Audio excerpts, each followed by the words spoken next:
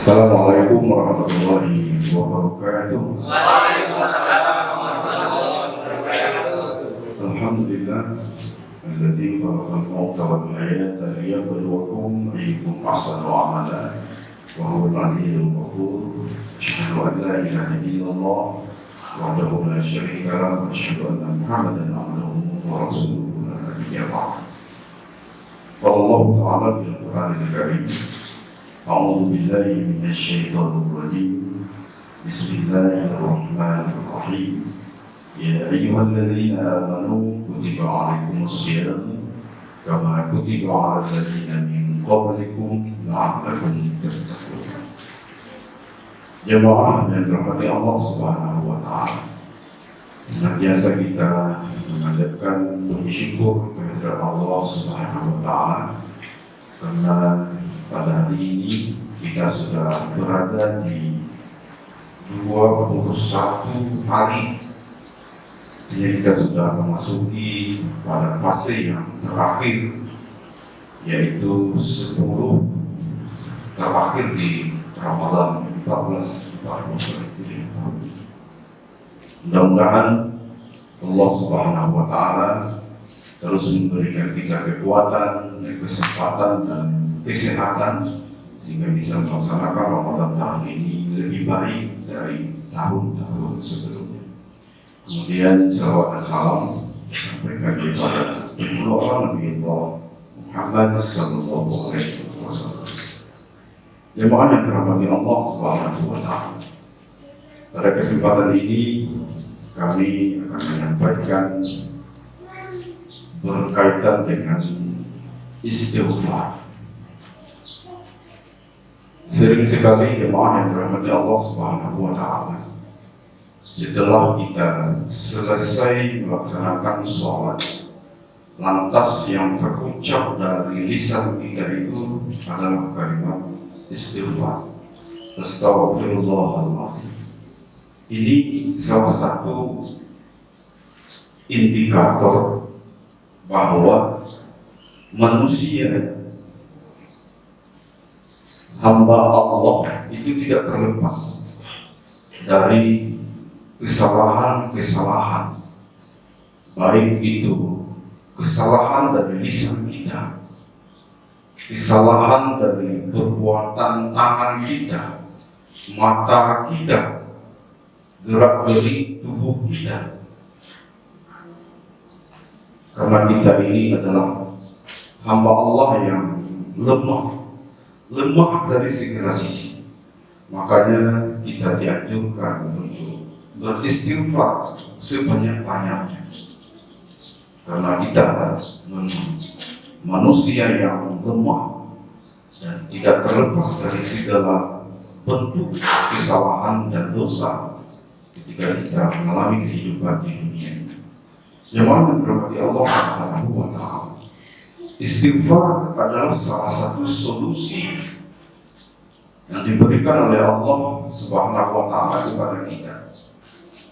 Makanya seorang sufi, Hasan Al-Basri, yang terkenal pada zamannya, didatangi oleh seseorang. Pada saat itu seseorang itu datang kepada Hasan Al-Basri bertanya, mengadukan halnya, kami sedang dalam kondisi paceklik. Kalau bahasa kita paceklik ini serba kekurangan, hidup dalam serba kesusahan. Lalu Hasan Al-Basri mengatakan dan berpesan kepada orang yang datang kepada beliau, maka beliau mengatakan, istighfar kepada Allah. Beristighfarlah kamu kepada Allah sebanyak-banyaknya. Kemudian keesokan harinya datang lagi salah seorang mengadukan halnya kepada Hasan Al-Basri. Apa keluhan orang tersebut? Disampaikan kepada Hasan Al-Basri bahwa saya tidak mendapatkan keturunan, atau saya hanya beberapa orang saja anak saya yang diberikan oleh Allah Subhanahu wa Ta'ala. Kemudian pada hari yang lain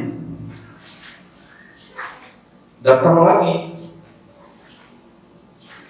mengadukan hal yang berkaitan dengan persoalan-persoalan kehidupan yang lain. Maka Hasan Al-Basri juga berpesan kepada orang yang mengadukan hal tersebut, yaitu berbanyaklah istighfar kepada Allah Subhanahu wa Ta'ala. Makanya kaum muslimin sedang jemaah yang dirahmati Allah Subhanahu wa Ta'ala, belajar dari kasus yang disampaikan, yang dikeluhkan oleh orang-orang yang mengadu kepada Hasan Al-Basri itu, maka ada beberapa pelajaran yang dapat kita simpulkan. Nanti kita bisa melihat di dalam surat Nuh ayat 10 sampai dengan 12. Di sana Allah memberikan solusi terhadap berbagai macam masalah kehidupan kita di dunia ini, selesai dengan beristighfar kepada Allah Subhanahu wa Ta'ala.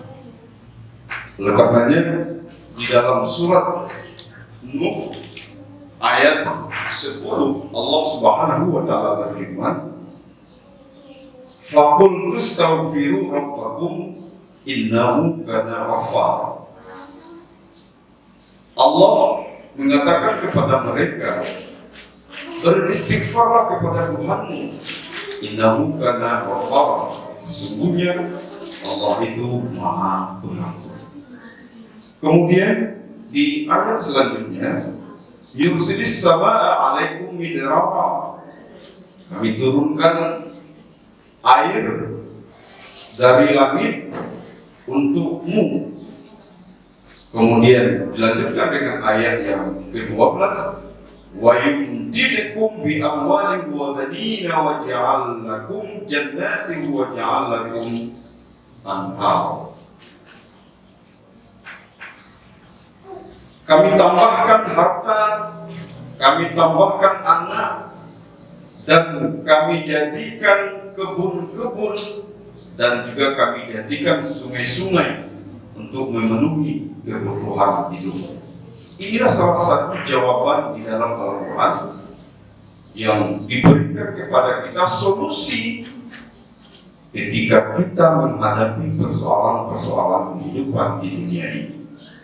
Kehidupan kita kekurangan harta, kehidupan kita kekurangan anak, keturunan dan lain sebagainya, air, perkebunan, sungai dan sebagainya, ini adalah rahmat dari Allah Subhanahu wa Ta'ala untuk memenuhi kehidupan kita di alam dunia ini.